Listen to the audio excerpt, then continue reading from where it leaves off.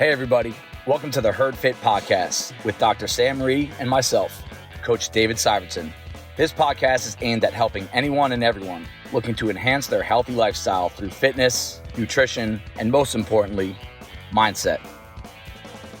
All right, welcome back to the Herd Fit Podcast. I'm here with my co-host, Dr. and Coach Sam Rhee. And for the second straight week, we have Mike DelaTorre, Coach Mike DelaTorre, sitting in between us. And if you don't know Mike, Mike is one of the most experienced coaches I've ever met in my entire life in the CrossFit space. I would say if you took a poll of every CrossFit certified coach in the world, I bet Mike is in the top 1% of the amount of years and how many classes he's coached and how many different people he's coached as well.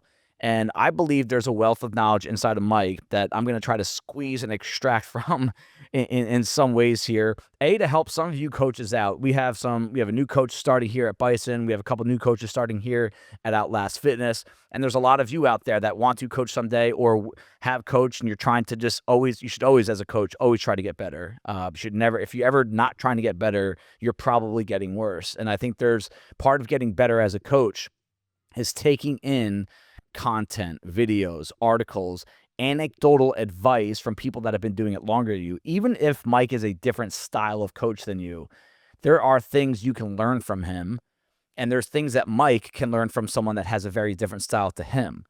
And Mike is Mike errs towards the intense side of coaching. Not like when 2011 when he'd run 4 miles per class from station to station on his tippy toes. But I do think Mike does. One of the reasons why I like taking Mike's classes is I feel I get more intensity out of myself when he is coaching, and just him hearing my name out of his mouth reminds me, hey, I have to say people's names when I coach, because I know it does something to people, and especially if it's his voice. I have a very long history of listening to that voice, so there's just a lot in him that I think we're going to try to get out of him from this episode. Mike, we've had you on before talking about like your biography as a coach, but for those that have not listened, just a real quick synopsis of when, where, and how long you've been coaching.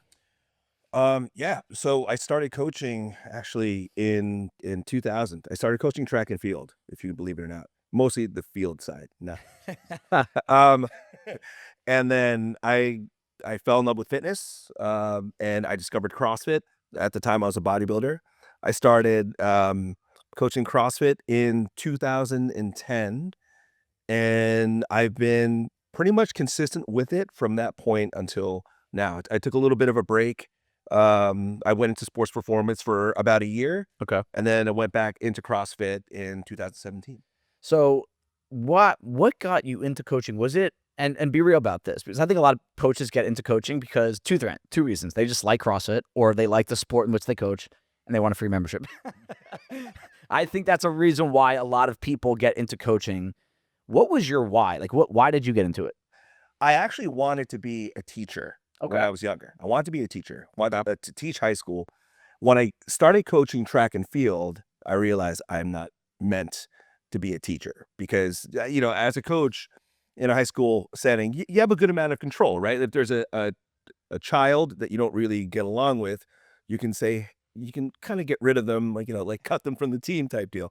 I was like, I can't do that as a teacher. I can't just send a kid to the principal's office every single day. But there was something about teaching and instructing that I really enjoyed, and seeing people progress. And then when I got into fitness myself, training as a bodybuilder, I was like, man, I want to teach people how to do this stuff and, live a good long life.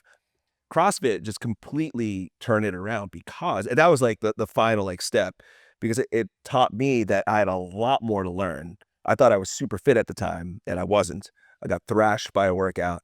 And that's how I really got into CrossFit. I was like, there's something behind this that can really help a lot of people that I care about in my life. And I dove head first. Sam, I think you're one of the more interesting coaching stories as well. And this isn't a Sam biography. We have an episode that's coming up on Sam that I'm going to be interviewing him on some stuff. But you're a surgeon and you coach CrossFit.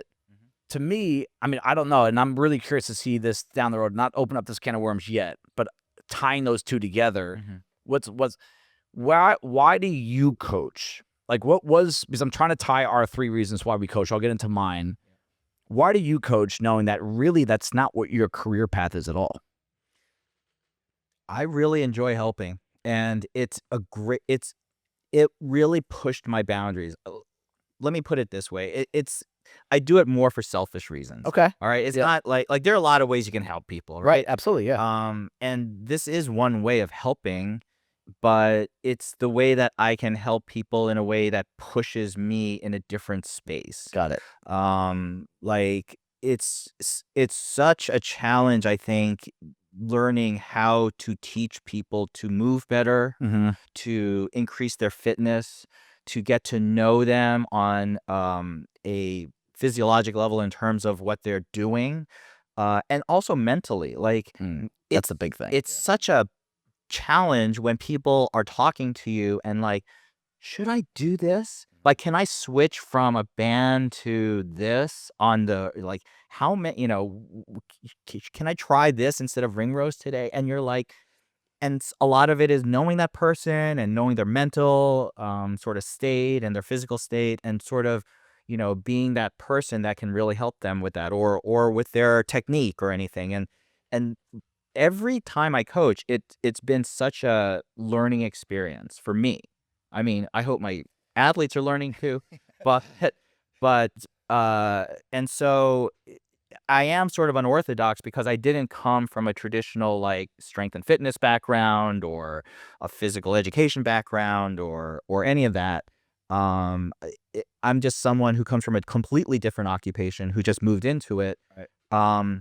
The one advantage I have is that I'm older, so there is a little bit more like life experience that I might have. Yep. But it's such a challenge every time I coach that, but it really stretches me mentally, and I love that part of it. I think one thing that sets you apart too from a lot of people is that you're very educated, and I do. I think you're very intelligent, very smart. I think, not that other coaches aren't, but you have a different kind of intelligence and education that I think blends into coaching if you know how to use it really well. I do, but I'm also a little emotional. I just wanted to tell you, because Kayla thought it was hilarious this past week. Yeah. I coached the push-up air squat workout on Thursday, the half Murph, Kenny, Oh, that was herring matchup. Yeah. And listen, as a coach, that's like one of the hardest ones to coach because everyone breaks down at the end. No one's doing real push-ups and no one's doing air squats. And by the time my third class came around, I was like, listen, I'm not gonna judge you, but God will judge you. I didn't know what else to say because there's really nothing else I could say. So at that point, Kayla thought it was like the most effing hilarious thing, but I didn't. So I was sort of at my wit's end as a coach. So like every time I coach, there's always something that like I can't figure out or I got to think about. I'm glad you're not coaching Cindy next week. We're doing your Friday. Okay. So it's always a challenge. But for you, yeah, I mean, for me, coaching, I played a lot of sports growing up, and I pay attention to sports now. Not just like the result and the action, but like the stories behind it, the coaching. And I think good coaching and bad coaching makes enormous difference in other people's performance, other people's mind space. And I grew up really paying attention to that stuff. I can tell you right now my top 3 coaches I've ever had, and I can also tell you the 3 worst coaches I've ever had. And it really came down to how much they cared and put into it. And I remember thinking, like, I knew I wanted to coach something. I still, in the back of my head, want to coach sports. Maybe as Brock gets older, or I don't know. I just went to a high school baseball game a couple weeks ago, last Saturday, and I think the coach and the presence can make an impact that can last forever. And right now, here I am. I could talk about coaches that I've had 25 years ago. And I think if there are certain people that approach it that way, and they're the best ones. I think coaching in professional sports, NFL, for example, I think the gap between the good and bad coaches at that level, the top level, is significant. I really do believe that. And, that's why I've gotten to coaching, because I feel like that's where I can or want to try and to excel. Now, Mike, you coach, I want to blend Motown and Hoboken because the very similar crowds, vibes, and your time of life in which you coach there. What's 1 or 2 things that you can recall from that time, Motown and Hoboken, that sticks with you. And it could be good or bad. It could be a good lesson or a bad lesson. Hey, I did this wrong, or hey, like I'm taking my time from there and applying it to what I do now. I remember the joy of coaching. Yeah. And that passion and that fire that I had, and I still have. And but it's harder today. Like I've got 3 kids. Yep. I have a wonderful wife who puts up with all my craziness. Like she really does. The general stress of life. So there's some times where I have to remind myself of that, of why I got into it, and that joy of being in the environment. And, I have to stoke that fire every single day. When I was coaching in Motown and Hoboken, life was a lot simpler. Yes. A lot simpler. So a lot of time I could just really focus on coaching. And I was selfish. I focused on coaching and focused on myself and all that kind of stuff. Yep. But those two things, that really sticks out from that time. Yeah. And you were very passionate about coaching. I think that was something that I just got to talk about making coaches, and I think Mike's on that list for me. Just so you know, Mike, like when I talk about my best coach I've ever had, like I think Mike really inspired me to get into CrossFit coaching because I saw the joy that he put into it. And honestly, like Sam said, it actually is true. Like Mike selfishly got something out of coaching because it was like, it just gave you joy, but you're also creating a lot of joy for others. And I think that's part of what makes you happy about it. Like if no one liked your classes or no one liked CrossFit, it probably wouldn't make you happy. Right. But if you have a good class, those classes where like, bro, I crushed that. Like you had those classes, like you made someone's day in a lot of cases, and that gives you joy. Yeah, absolutely. Parabolic. I actually think Parabolic changed you in a good way because I think it gave you, Parabolic was not a CrossFit. I remember when you went there and we talked about it. I was like, oh, Mike's going the professional route. He probably has to wear a collared shirt. Did you have to wear a collared shirt? I had to wear, kind of khakis, like just like a physical therapy caliber outfit.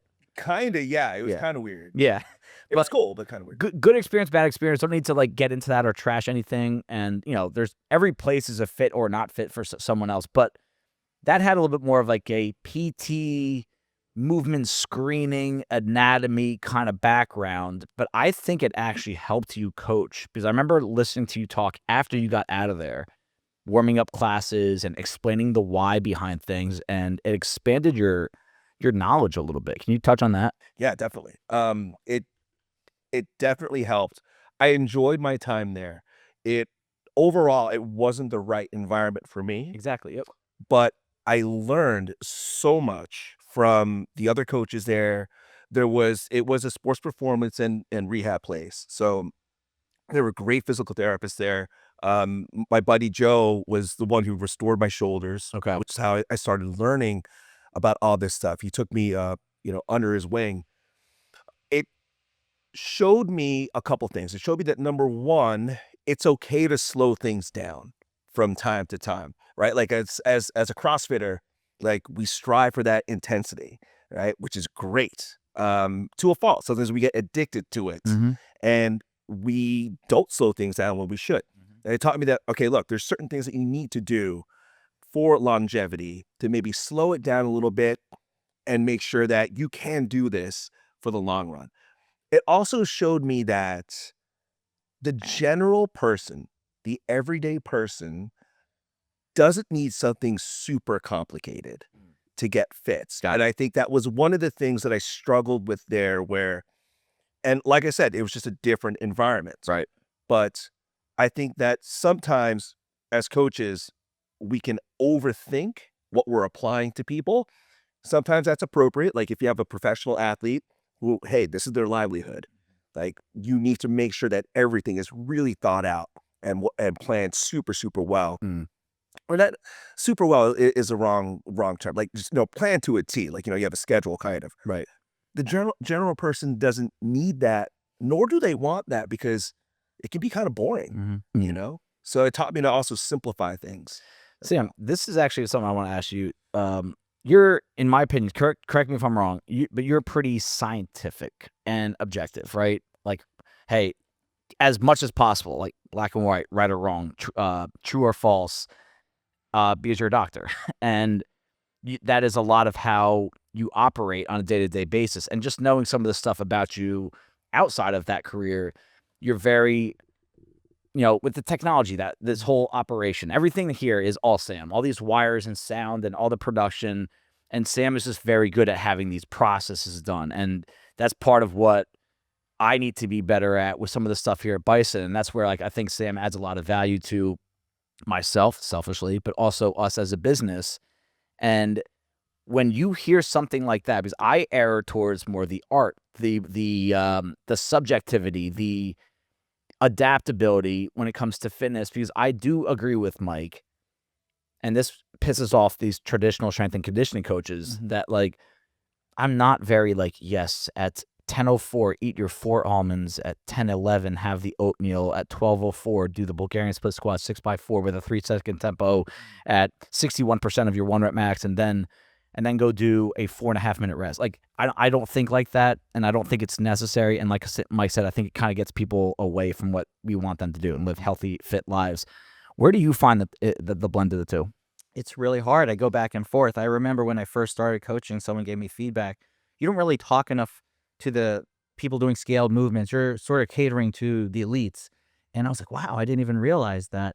And it was because I had sort of gotten all this stuff about reps per minute and your performance and, like, how do you transition from here to here? And this is where you're supposed to rest and this is where you're supposed to push. And it was all very performance oriented. And then I don't know, maybe for a while I might have gone back to the too far where I'm like, don't injure yourself. Be super careful with this. Don't, like, Don't try that hard. don't try. Right. Like, yeah, this workout is really dangerous. Be careful.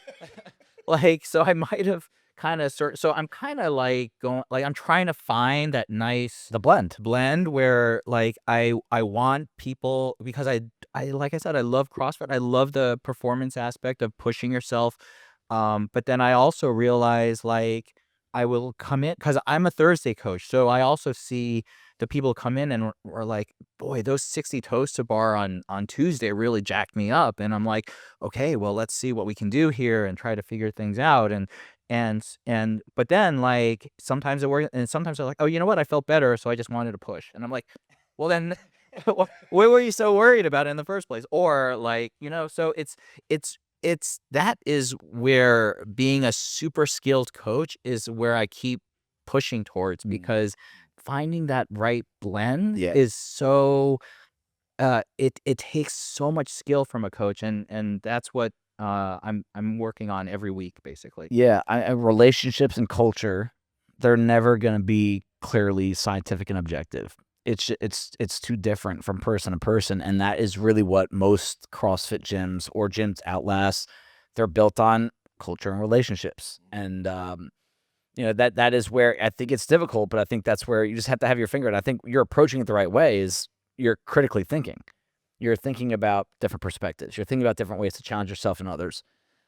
Mike, Caldwell and Bison were your 2 stops after Parabolic, and I still consider Bison your current, but, like, you're going to Outlast right now, but it's still under Bison, and you're still going to be coaching some CrossFit classes too. But and you really don't have the experience there at Outlast. None of us do. But this is like, it's like suburbia now, and it's funny to me. And I don't think it's a coincidence that your life has gone to suburbia, right? You're no longer living in Hoboken, going out 3 nights a week and party, going hard, play hard, work hard, play hard, all this stuff, right? Now you a coach, your typical suburban area. We have some young, we have some old, a lot of people right in the middle, a lot of young families, people that are career driven, people that used to have, like, the fun life in the city, but now they're trying to settle down or in the process of that. But also outliers on either side. I look at some of the young people we have here, including kids in high school, and we have some outliers that are in their 60s and 70s that's still pushing through here. I think that's the most challenging kind of place to coach at, because there's so much variety. Have you been able to, obviously you've been doing an outstanding job, but have you been able to take these past experiences from your other stops and kind of improve your brand here? Yes, definitely. I think nothing can replace experience, right? So, like, I'm just lucky. I'm lucky that I've been coaching for so long, and lucky that I've been coaching so many different people that every stop that I've been at, I've been able to just take something from it. Yeah. Right. And not every stop has been comfortable. Right. Like there are stops that I've had. There have been places I've worked where, like I said, it just wasn't the right spot for me. And I knew it. But while I was there, I was like, all right, let me make the best impact I can.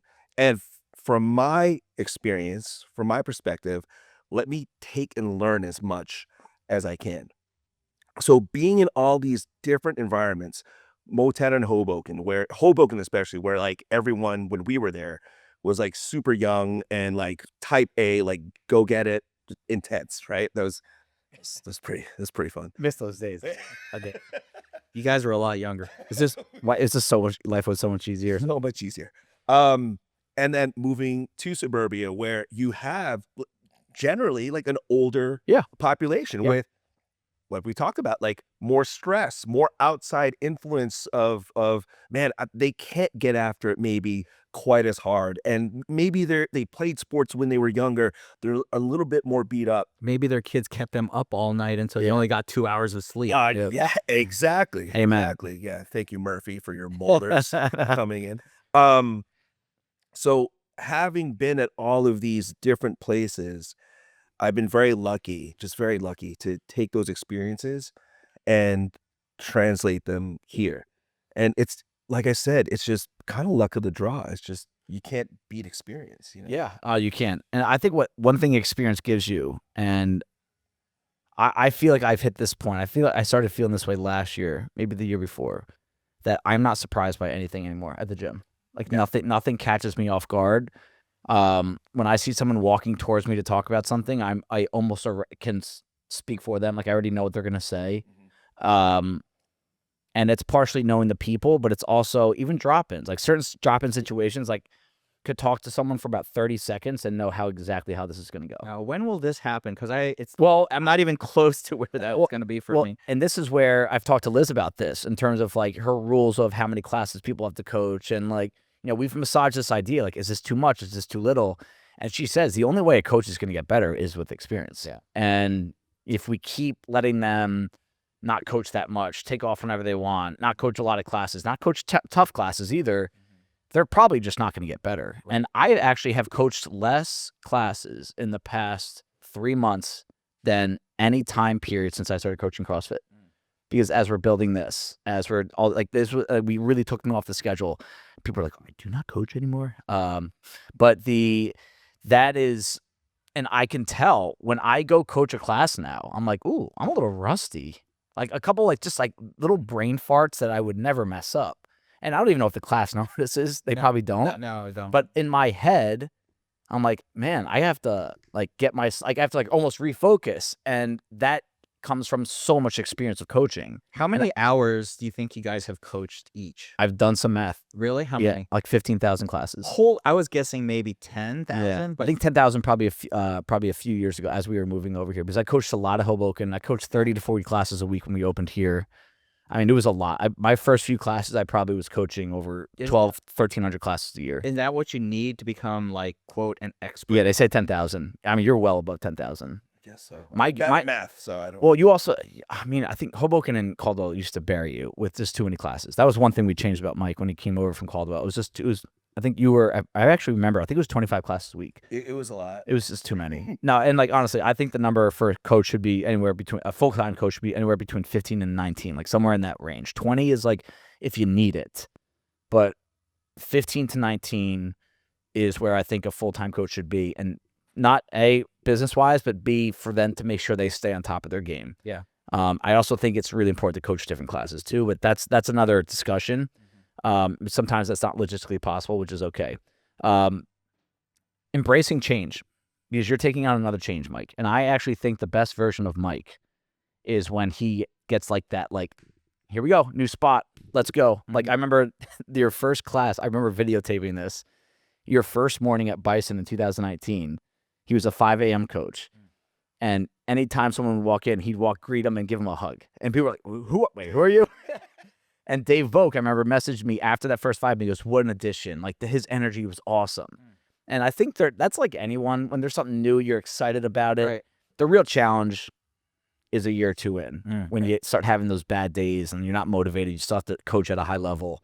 But can you talk about, because you've changed gyms a lot, and how does one embrace that rather, like with good intentions and excitement rather than anxiety? Like how do you do that? Because you've done it multiple times at a high level. That's a great question. I don't know. Okay. It's okay if you don't know that. I don't know, because I'm a naturally introverted person. Yeah, you are. Yep. And I have anxiety. So drinking caffeine obviously helps me. No, I'm just kidding. I think I know the answer and you don't even know it, but keep going. Keep reflecting on it. There is something about, I guess, two things come into mind.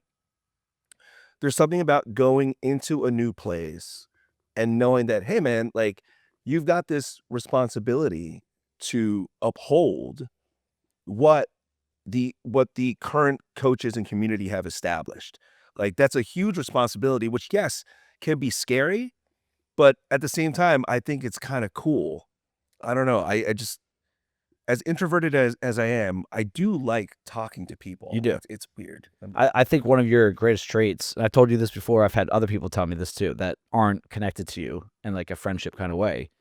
Like you'll ask someone how their back feels because 7.5 weeks ago they told you your back hurt, and like that's a skill that not everyone has. Like, you just have a recall on what people are going through, and it could be stuff nothing to do with their back. It could be life, and I think people appreciate that a lot about you, is because, and I think that's where a gym, people, we can fall short, because, and it's not intentionally, it's like you're busy, you have a lot of stuff, a lot of things going on, and like you kind of almost like forget about something. Like, there's people that that'll come into the gym like on the Tuesday, like, dude, I haven't thought about you, and then tweet, you're not going to say that, but like, I just haven't seen you in a long time, how are you, that kind of stuff. And I think that's a good trait of yours. I think another thing why you thrive when you make a slight change or even a big change is that you have morals, in my opinion, that you circle back to when there's unstable ground. So tomorrow, you're going to be coaching the first class here, and I'll be here with you, by the way, at 9:15 at Outlast. And it's unstable. You're going to know almost everyone in the class, but it's still unstable. Like, I'm nervous about coaching these classes. I am really nervous about coaching them. And when you get nervous, people have a baseline moral that they go to, and I think one of yours is keeping the main thing the main thing. When you are in charge of a class, and you use the word, it's a responsibility. I was hoping you would use that word. It's a responsibility that you have to control that class and create the environment for them to feel comfortable, because it's not about your anxiety. It's about them. You're not here for yourself. You're here for them. You're here to serve them. And I think that's why you do well, because you're on unstable ground. Right. Your head's going a little crazy. What do? You resort to what you know. And what you know is you're here to serve people and help them and keep the main thing, run a good class. I think that's why you thrive there. Thanks, man. Sam, thoughts on, you're going to be coaching over here too. You're going to be like one of the hybrids, right? I'm a hybrid. You're a hybrid.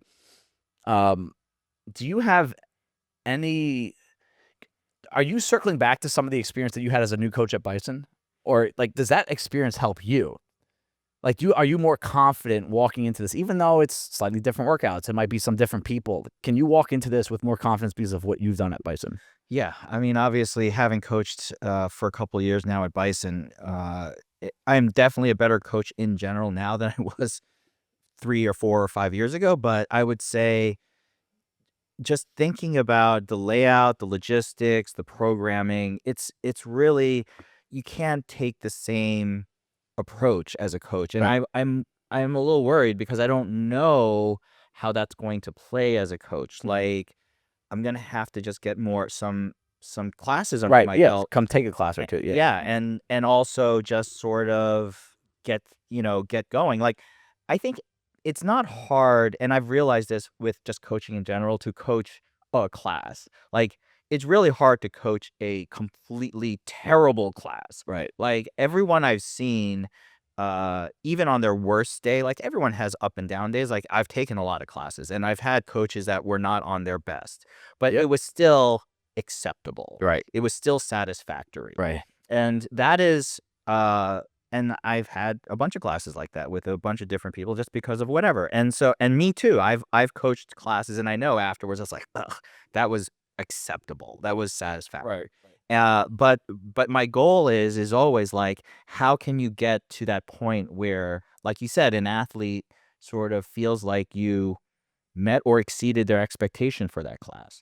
And sometimes it's something as stupid as like the music. Like, all right, music was pretty good. Like, that's why I think you're curating the music to be very different here than at the other side, because and it was so funny when we just did this workout and I noticed the music wasn't as like adrenaline pumping, And I did not like it, but it didn't matter. Right. And but it did serve its purpose in terms of like moderating my intensity to the point where I needed to be. Exactly. And if you had put something that was like what we normally play on the other side, it would have changed. Michael and I's Viking music. Right. Yes. The death row stuff, right? The rowing, like dirge stuff, like, funeral stuff.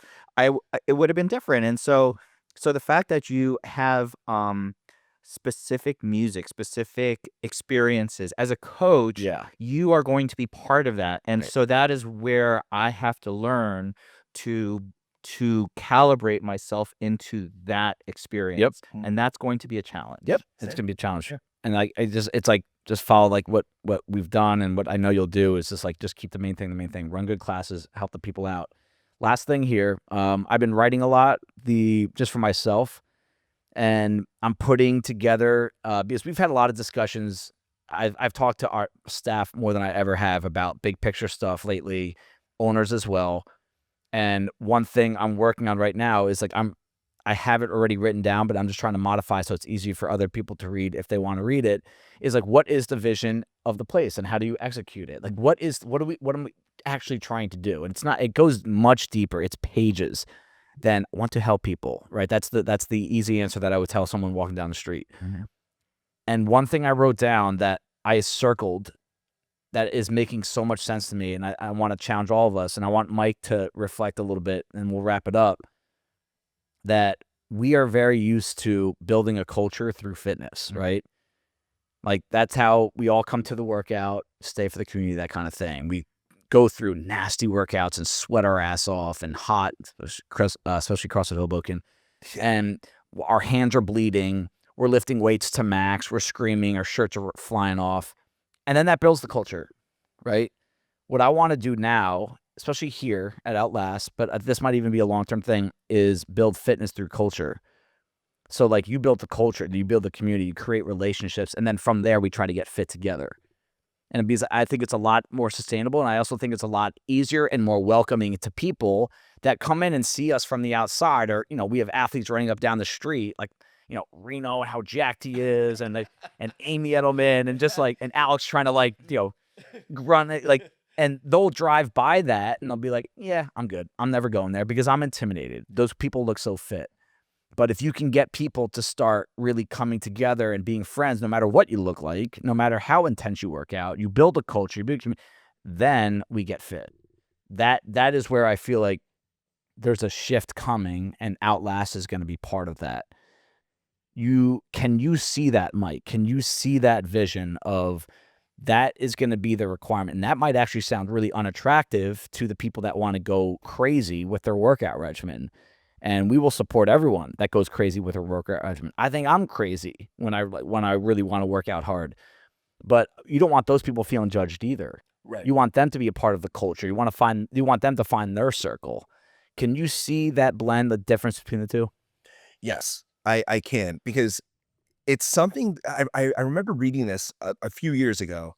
I think back when I was at Parabolic, and I'm paraphrasing. I forget where I read it from, but it was essentially, as a coach, one of the most underrated things that you do is you set the environment and you let the athletes loose to do their thing.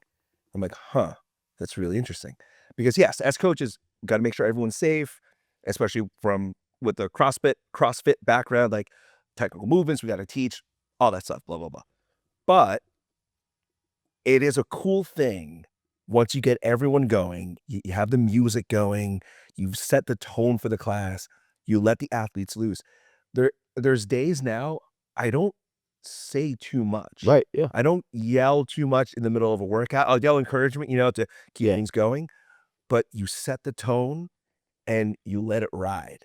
And I think that's what you just said is so key, because with Outlast, we have that opportunity to set the tone for people, and they'll be getting fit whether they realize it or not. Yes. I feel, Yep. I think it's great. Yeah. You build that culture, and then they will get fit. And they get fit. Yeah. I think a lot of people could ask, why are you doing this when there's so many other boutique fitness places out there right now? Yep. It's very popular. They're popping up all over the place, all these chains, all these other places. And you guys are just sort of trying to cash in on that.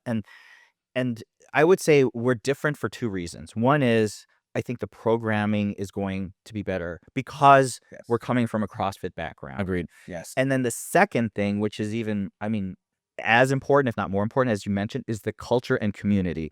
We have one of the biggest part of CrossFit has always been community. And there's no way that any other boutique fitness place, I think, will be able to match the know-how, the knowledge, the sort of team building, community building, culture building that we've experienced over the years, whether it's at Hoboken or at Bison or anywhere else. We know that. We know how important that is. Yeah. That's always been front and center. And so regardless of what other place, and I know other places don't have that. Like, there's just no way. Yeah. And so for us to be able to build that, that's what's going to make this place better and set it apart from other places. Yeah. I think as Outlast opens, and I guess as this comes out live, it's opening today. Day one is today. That's a huge focus for us, and I think it's just going to expand the community, the bigger picture, the broader picture of the people that come here, and it's just going to create more relationships, and it's inevitable that those relationships are going to take off, but that it takes time and a lot of experience and people that are making decisions with a lot of experience too. Like a decade it's taken literally here, and that doesn't even include the previous experience that all of us have combined. So, Mike, that was really fun. That was a lot of fun to reflect on some of the experiences that you took on. Any lasting words? If not, it's okay. But I'd like you to end this one, not me. If you feel like there's anything else that you could think macro level, all this experience that you have, because you probably don't reflect on it enough, and what it's doing for you now, and what you want it to do for the future, and what another coach could take from you. Always find the joy in what we do. Always find the joy in what we do, because look, it's not the best. We're just being honest, right? It's not the best paying job in the world, right? It's the hours can be long. There's a lot of thinking, a lot of emotion that goes into it, but there's also a lot of just joy and happiness that you can get from making sure that you bring that to other people. Yep. So never forget that. Always keep that in mind. All right. Thank you, Mike. And we'll see you guys next week. Thank you, everybody, for taking the time out of your day to listen to the Herd Fit podcast. Be on the lookout for next week's episode.